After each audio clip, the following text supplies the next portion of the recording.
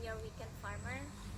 I'm visiting my garden, and I'm checking out because it just rained, and so I'm checking out my kalabasa, and they are very healthy. So ito ang aking tinanim noong maliliit pa lang from seed. Ngayon ay gumagapang na siya.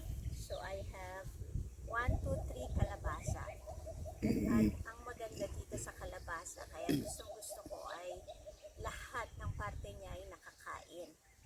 Mula sa shoots, eto, yung mga young leaves, pwede mo siyang igisa at gawing ulam.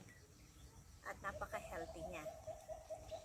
Tapos lahat ng, syempre ang seeds ay pwede niyong gawing healthy snacks.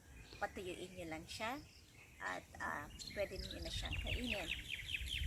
And also, yung pinaka-flesh ng kalabasa ay paborito ko bilang baked o kaya ay saute, pwede ka rin mag-custard.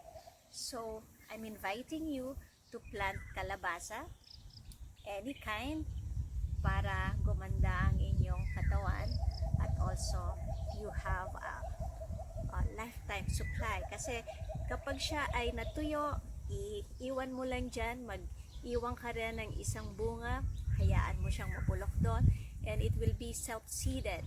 Siya na ang bahala uling mag-sprout. So you have a lifetime supply of squash. And makita nyo rin dito, ang lupa ko ay protected by a nice mulch.